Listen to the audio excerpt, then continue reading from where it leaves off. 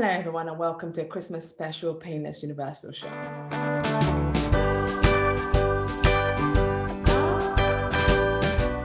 Today, I'll be talking to Jennifer Dell. Jennifer Dell is an actress. She is a lover of tango and portrait, and most importantly, she is a mother. She starred in numerous movie roles over her lifetime.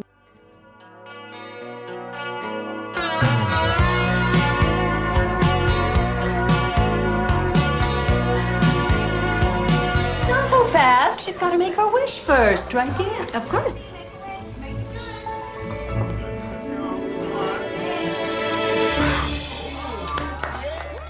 Sonia is coming to this meeting having decided to agree to this dinner without having any idea what is going to happen. Me? Oh, no. No, I don't anymore. You were so good back then. New assignment. Write from a moment in your past where you made an irrevocable choice. All right, this is going to be hard to hear, even harder to understand. Knock, knock. Have you heard anything about this new bridal salon that's opened? It's just an honor to meet a fellow female business owner. I have met someone. When do I get to meet her? There she is. Not only that, we'll be talking about the challenges for many during this difficult time of Christmas. It is Christmas and many people are stuck in lockdown. This is not easy for a lot of people because they are not used to it. This is not what we're used to. This pandemic has caused a lot of people to go out of their normal routine. Jennifer, who is an actress, has seen such. Not only has she seen it through what the pandemic has caused, but she's seen it through her own job. Where as an actress, some days you have work, some days you don't. And when you do have work, you're doing it in an isolating place with few people who you might probably don't know, who are just your friends. You're missing loved ones and family on special days. We'll be talking about that challenges. How do you deal with this challenge? How do we overcome? A message of hope to many young girls out there who feel 35 years of acting is too old. She'll be telling you how she sustained her career.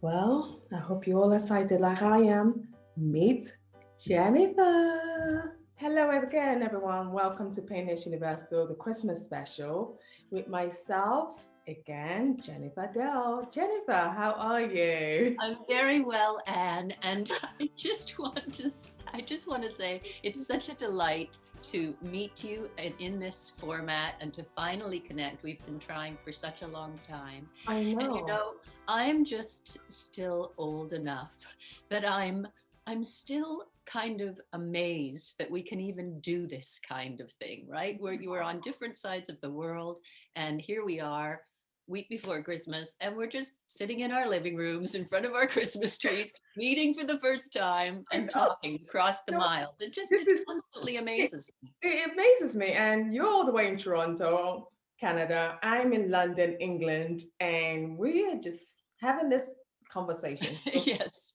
Isn't it amazing? Normally, I would have to fly out to Canada to have this conversation, or you'd have flown into London. And technology has made our conversation and people being able to share experiences much easier now. She's not, and especially in this very, very difficult and challenging time when we're all so separated and isolated from each other, and yet there's so much that we can still be connected to. There, if you're a curious and interested person, there's always something for you to discover and someone to connect with and things to do online. And I just find it a fascinating time to be alive for that reason. I love what you just said, especially in this curious time, that there's so much to, and though we might not think there's so much to do, indirectly there's even more to do than we ever realize. There is. We've all been challenged to find other ways to keep ourselves, connected and alive and vibrant and learning and plugged in, right? Absolutely, absolutely. So when we get back to normal, we're still sane and Right. as possible. Jennifer, I had to reach out to you. Your movies, I mean, I've seen lots of movies that you starred in, and I'm like, I think once I saw your movie, I thought, wow, how does she keep so sane after all of that? You keep yourself together after you've been in the movie business, I think since 1965. Well, yeah, it was more, I started in the theater when I was a child I, on the stage of the Royal Alexandra Theatre here in Toronto, which is one of our oldest, most prestigious, beautiful old Victorian theatres. And I was in a production of Gypsy playing Baby June.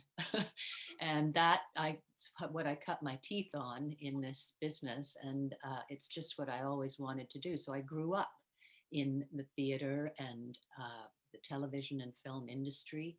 I went to theater school in Montreal when I was 18. And then immediately after that, was asked to join the company of the Stratford Festival in Ontario. We have a Shakespeare festival, and I worked there for a couple of years after.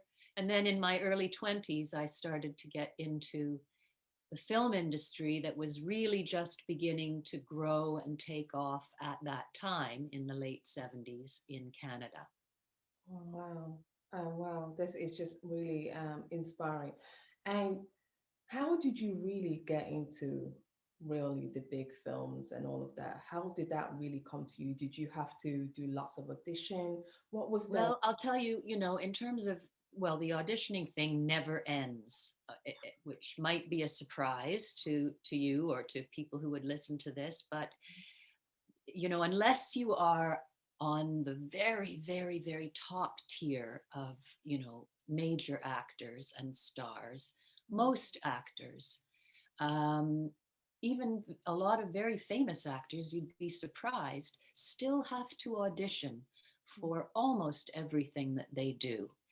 And so that's just a part of who we are. It's a part of, what's expected of us. It's a part of our work. A lot of actors, like myself, I mean, people go through great fallow periods as an actor where you might not work for months and months, half a year, and it's so difficult to keep your faith and stay in the game.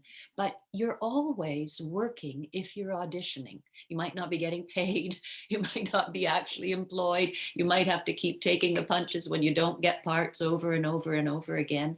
But it's part of what we do, to get, and these things come to us generally not more than 24 hours in advance. You get a request to do an audition and you have to learn the lines and be prepared. And of course, nowadays, our whole auditioning process is completely transformed. In the pre-COVID times, of course, you'd go into an office somewhere and have a meeting with a casting director and do the scene with a reader that they had brought in, and they tape you. And you have to sit in a waiting room with all the other actors who are up for your same part. It has a stress of its own. But nowadays, we're all expected to do our own self-tape auditions because nobody can bring the actors in. So we've all learned how to tape ourselves on our phones. We've got our little ring lights. we set up our phones, tape ourselves doing the scene. I can't bring someone into my house to do it with me, to read with me. So I have a friend call me on my computer on FaceTime to read the lines to me from a distance. And this is how we create our auditions nowadays. As challenging as that is, that said, I actually love that process because now I'm controlling the audition. I'm choosing and deciding exactly what is going to get sent to the casting director and the people in power who are going to choose whether or not they want to work with me. And I've had some rather incredible luck this year in that process of doing those kinds of auditions where I can control the lighting and the angles and how many takes I get to do before, I'm happy with what I've got and sending it in.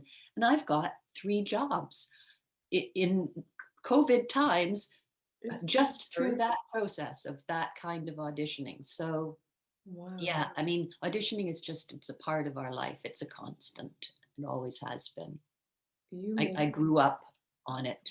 But you know what? You made a valid point there, which I never really thought about. And I think just listening to your conversation, you said something about we actresses and actors, we are constantly evolving. In sense, we're constantly looking for jobs because audition, you're not being paid.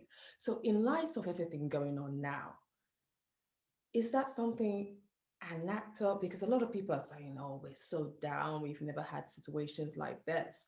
How does an actor or actress, how do you guys deal with situations like this, with this kind of Well, change? yeah, I mean, first of all, I have to say that I am incredibly fortunate during this period to have gotten several jobs and be working.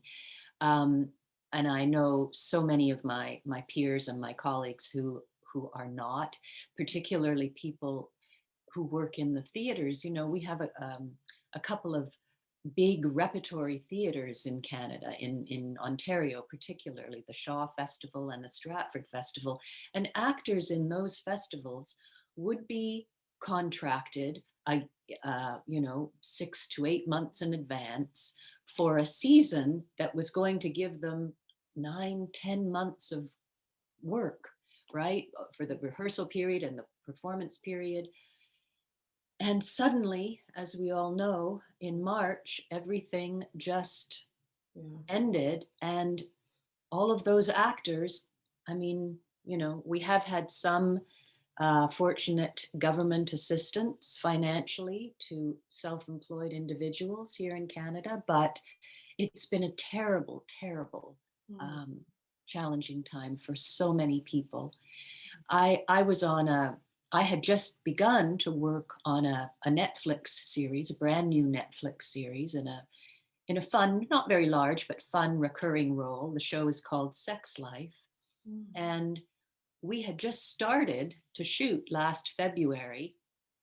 The night that I was on set in February was the day that everybody on the set was talking about the fact that they just heard that Tom Hanks had been tested positive for the coronavirus shooting in Australia.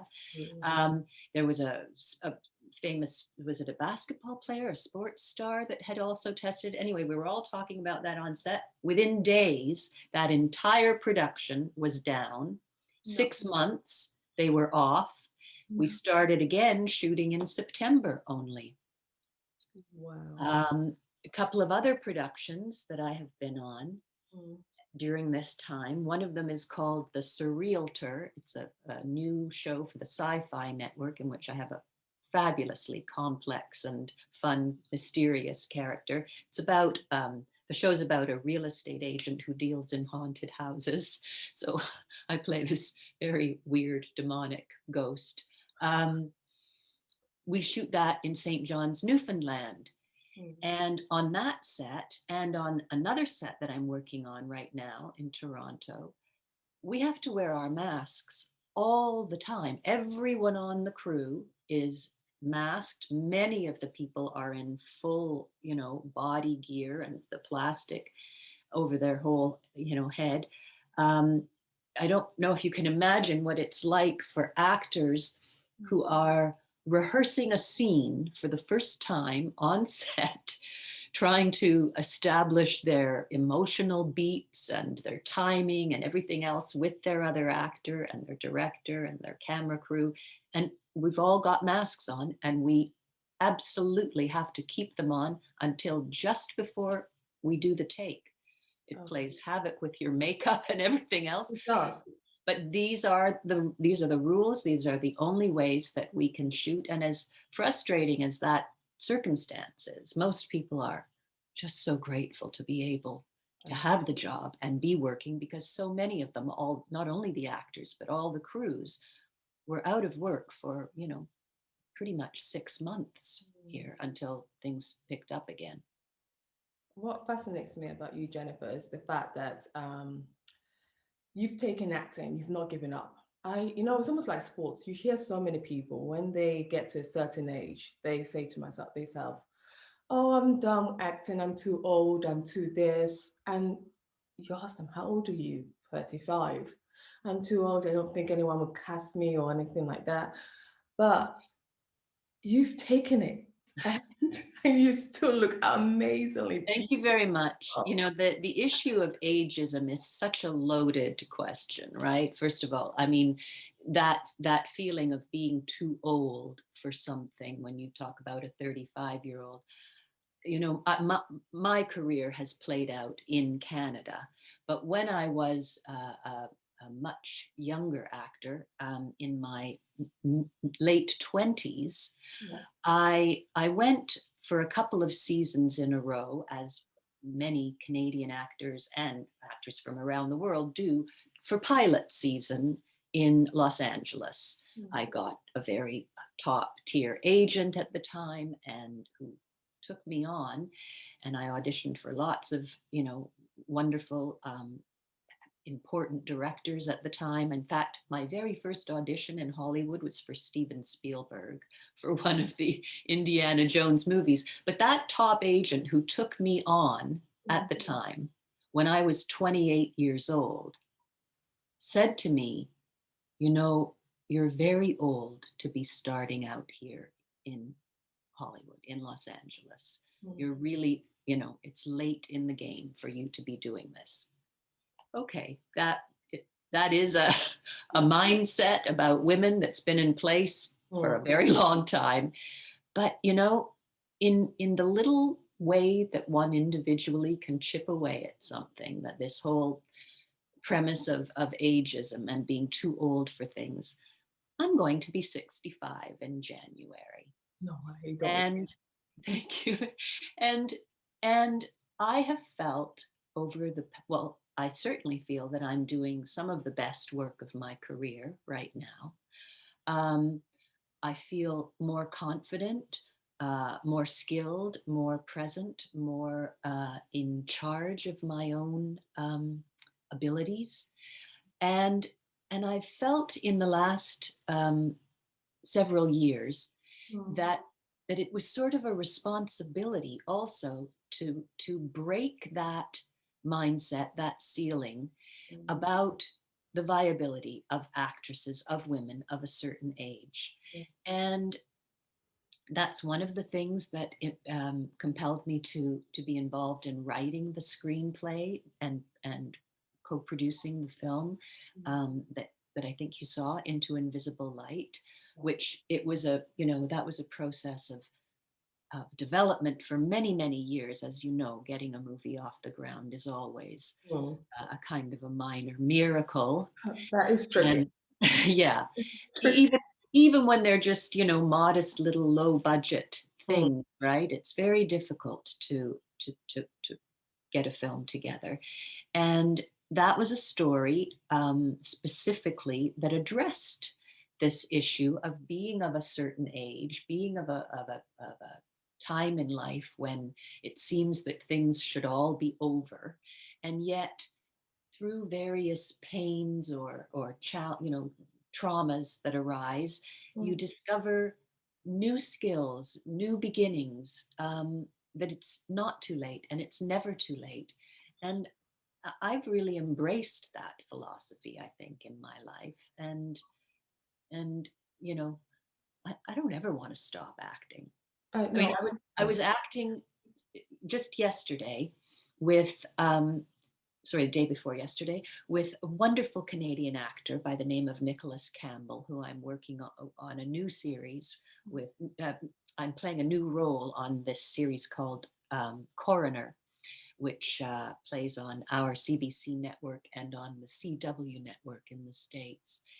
And he is an actor, a few years older than me, who has had such an amazing and successful long career.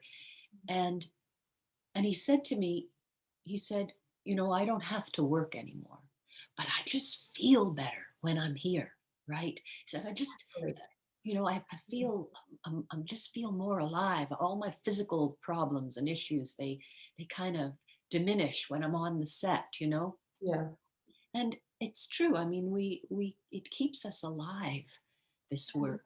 And it's great that you you know, I've seen you give inspiration to other young girls out there to believe that the job does not have to stop at 35. No, no. And you know, it's a real, it's such a joy to be kind of at this age and at this moment in one's career when you arrive on a set and sort of certain younger, like budding directors or you know, women who are just beginning their careers in the industry actually come to me and say, I want to be you when I grow up, you know, like that just, it breaks my heart open. It's so touching. It means so much to me to hear that, you know, because that kind of thing is not like your intention. It's not something that you seek, but suddenly you realize, yeah, I have done these things, and I guess I can be an inspiration, you know. It's You are. quite wonderful. You are, please, you are. Take it as that. You truly are. But what are some of your success? What are some of your secrets to make that have made you successful? Because you know you've been in so many TV, movies. Well, What's the secret?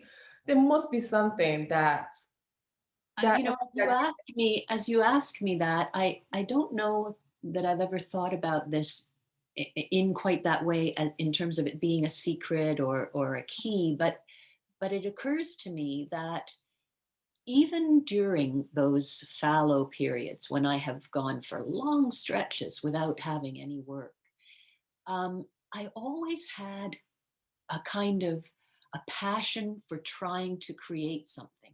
I mean, this film, Into Invisible Light, which I finally got to make a movie that I had co-written, that was not the first time I tried to write or co-write a film. I had been involved in several projects before that never got made, that will never be made.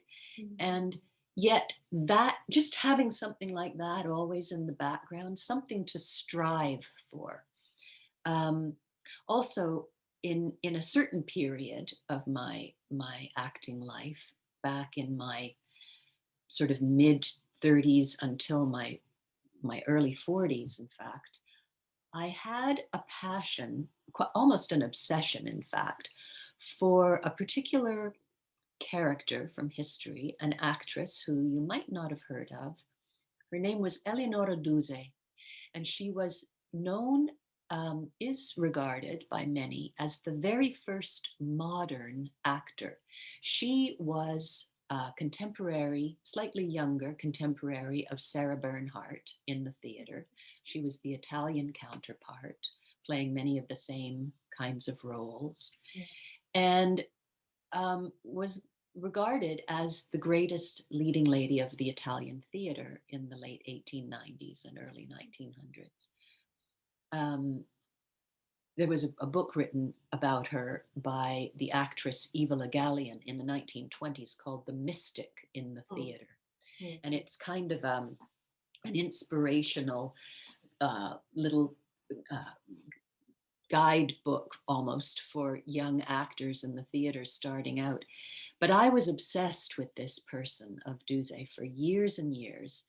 And that obsession drove me on to so many different streams that have fulfilled my life in so many other ways. I ended up, after years of trying to create a film script about her, I was never able to bring that to life. But I had taken many trips to Italy on research trips to try and learn more about her and walk where she walked and see the theaters she played in. And on one of those trips, I found a play in Italian, a one-woman show about her, I brought it back to Toronto, had it translated into English, got permission to adapt it from the publishing house, and produced that play as a one-woman theater show for myself, 90 minutes alone on stage, playing Wow. this character that I had been obsessed with for years. Yeah. So like just my love of her and trying to do something with that sustained me for a long time. Wow. Yeah. That numbed you because that made you almost feel like this is someone I truly love and look what she's done and I'm seeing. I think that was almost your guided light. Yes, and like just the avenues and the streams that it then opened up for me. So you probably wouldn't know about me, but my actual background is Italian. My real last name is Ciurluini, and my name was changed for me by an agent when I was 9 years old, with not very much thought given to it at the time. And so but I had never been raised to speak the Italian language. I'm third generation born in Toronto. And so my passion for this Italian character actually made me start studying Italian, which I've been doing now for about 16 years, almost 17 years. I have a very dedicated Italian practice. I still belong to a group of women who study at the Italian Cultural Institute in Toronto. We now, for the last 6-8 months, have been doing our classes every week online together. But studying the Italian language has been another, thing that's been so important to me. And for the first time, so we have in Toronto, we have an Italian contemporary film festival that runs here in the summer months. And 2 years ago, they played my film Into Invisible Light. They gave me a beautiful Lifetime Achievement Award. And now, why did I bring that up about that? Oh, yes, Yeah. because that season when they played my film, I was at the opening night party and I met a woman a Canadian woman who was a producer putting together a co-production between Italy and Canada. She asked me if I would like to audition for this film because she felt there was a role that I was right for. It's all in Italian. I got the script from her a couple of weeks later. I was at the cottage with my fellow. We were sitting on the dock and I got this script and I said, "Oh my God, it's all in Italian." He said, "You've been studying this language for 15 years. I said, "I don't know if I can do this." He said, "You better do it." And I did the audition. I did my self-tape in Italian. Wow. And they loved me. And I was offered this role. Of course, the movie has not happened because it was supposed to shoot, last fall, then postponed to the spring. Now it's postponed indefinitely. Who knows if it will ever happen? But having been able to study another language for that many years and then be able to actually audition in that language for a film, this was like, to me, one of the greatest accomplishments of my life. Just to be It's unreal. Honestly, that is so unbelievable. We're moving on to Christmas now, and Okay. I don't know what's happening in Canada. We're in the UK, we're in lockdown, and you must be used to this. When I mean lockdown for you guys who are actors, because when you're on acting, sometimes you're on a different island somewhere, you're doing it, and you're isolated from everyone. Being so used to it from your job role, what advice would you give people who are stranded, who are suffering, that they have to be, I know we have to be alone during Christmas time? What advice would you give to people at this difficult time? Well, I mean, we're surviving this thing, right? We're all supporting each other, and and challenged to keep some kind of faith with each other, that that we're going to get through this. Yeah. You know, it's not easy. We're all doing much better than we think we are. Many of us. I mean, I don't at all, you know, dismiss the fact that many people are suffering terribly Yeah. from the results of this in terms of, you know, But finances and many of us are employment. still doing But better. but you know, a lot of us are doing much better than we know, and we just have to keep on. We just have to trust that it's, you know, the vaccine is here, it's coming. You know, if we can get through these next few months, we're all expecting tomorrow, you know, we're in a general lockdown right here now. General still means that, you know, certain stores are kind of open. No restaurants. No, restaurants are not open here at all. But we're expecting our premier of our province tomorrow to make an announcement about a much more stringent lockdown coming for the month of January. I am praying that it doesn't affect the television industry, which has been allowed to continue, again, with very stringent rules in place. But, you know, it Yes. certainly it affects the way we do our work. It affects the choices we make about what work we'll take. You know, for example, I was asked to do a self-tape just a few days ago for something shooting in Montreal in January. And then I heard, but Montreal, who've been so terribly hit by the virus, they have rules in place for actors coming out of town where you have to quarantine for 7 days before going to shoot, and you have to quarantine for 7 days after you've shot with them, which prohibits you from being able to work on any other set should you get a job. And those quarantine days that they demand on either side are not paid days. You know, some very big productions pay actors when they tell them they have to quarantine. They get a kind of a fee for that. But a lot of productions don't. And much as you'd love to do the job, is it really worth having to sit by yourself in a hotel room on either side of the shooting days for 7 days? I mean, these are challenging choices to make, right? Wow. So, yeah. That is difficult. I would, you know, we don't think about these things, that it's not just a hard time for everyone. It's a hard, is I mean, for individuals and businesses, or, you know, entrepreneurs, it's a hard time for everyone. Yes. But it's just about how do we make that the right choices that suits our lifestyle now. It's Yeah. about accommodating it and respecting, you know, respecting our own individual decisions we make for ourselves. Because I think some people try to make a decision and not sure how does that fit in with your family. Because, for example, myself, I have kids.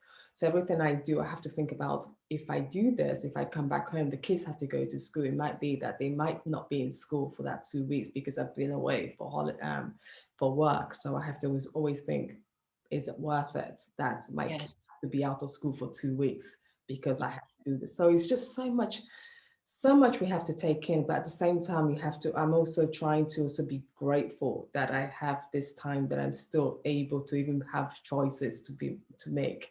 Yes. Still have choices to make.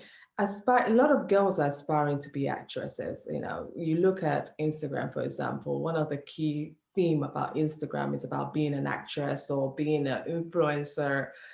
Your own career is very different from that influencing role. Your own career is just a solid, built up career. How have you been able to, you know, still be solid, but not having to be so much on the social media? Well, you know, I guess it's a quality of my age and my time, right? I was not educated. I mean, people who are beginning to be actors now, that is part of their whole, they have to do that. You know, in the days when I was starting out, there used to be, say, in Hollywood, you know, a system of what would be called A-list, B-list, C-list actors, right? Which was based on Mm. the box office of their last films, right? Now it's based, you know, the popularity and the desirability of casting a certain actor in a role is based on how many followers they have on Instagram, right? Much more. Mm. And like I mean, that's never going to be, you know. And also those people who are doing that, they are also, from what I can gather, they are making a career out of image making, Yeah. right? Out of this. I remember the first time somebody told me, "Oh, you have to get your, what's the word? Your brand. You have to create your brand." And I was like, "My brand? I'm not a brand, and I'm never going to be one, right?" But that's the way people present themselves now. I mean, I have an Instagram page. I think I have about 360 followers. You know, they're just my friends. Yeah. You know, I'm not posting something to keep my career alive. It's not, I don't use it for that. You need to advise people how to maintain that that different sectors of things, how to, because I think what I've seen with your career is being sustained. Your career is growing, is being this, you know, sustainable. But a lot of the other side is not that sustainable.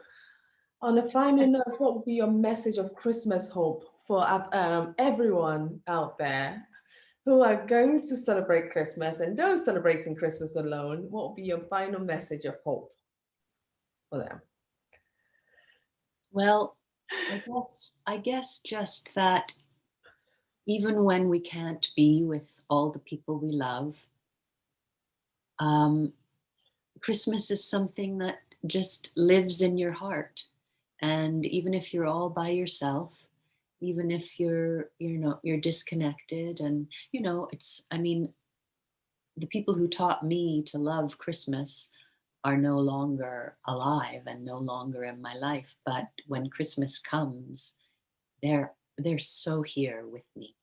And so I just, you know, I guess just that we hold a space for each other in our hearts, even though we're not in actual presence. Yeah. And that's what Christmas is, I guess, to me. Where would we find any of your latest movies? So for those of us out here in London, England, that wants to watch your movies, where can we go? Well, Into Invisible Light, I'm not sure what platform you watched it Amazon. on. Amazon. Amazon. Yeah, so that's available on Amazon Yes. Prime Video. It's in Canada, it's available on CBC Gem, which is their streaming service. I guess There's one on Netflix. There's one on Netflix. I think it's the So She Said Yes. Oh, that's on Netflix now or Hallmark? Yes, Netflix. It's on Netflix too. Yeah, I think I saw it on Netflix. Oh, really? Okay. Yeah, So She Said, if not Hallmark. Yeah, because it is a Hallmark film. That. Okay, then it must be. They have their own channel, I believe. Yeah, So, yeah. So whoever needs to watch it from UK is on Amazon Prime. So you get the Hallmark access, and that one is fantastic. It's really good in it. So She Says Yes, and it's a good Christmas movie for anyone looking for. There's another film on I think it's on Amazon. I'm not sure, called Clara, in which I have a smaller role. And oh gosh, I don't know where everything's playing right now. I know I think that is because you've done so much. You know, there's a series that just won all kinds of Emmy awards called Schitt's Creek, out of Canada. Yes, Schitt's Creek, SCHITT. Yes, it also plays on Netflix, and I had a role in an episode of that, a very fun role. There's one called Home Killing Queen. Oh yeah, that was also on. I think that's a Lifetime movie. I don't know where that plays. I don't know if Lifetime has their own channel. And Saving Hope. There's quite a few of them. I'll put the list out there so people could go check them out. But there are few movies here where you played, and I'm really delightful that you spent the time with me to talk about, growing up in the movie industry and keeping sane. Thank you, Anne. Gracefully. Thank you. Thank you It's so lovely much to talk to you. Thank you. Merry Christmas. Merry Christmas too. Stay well.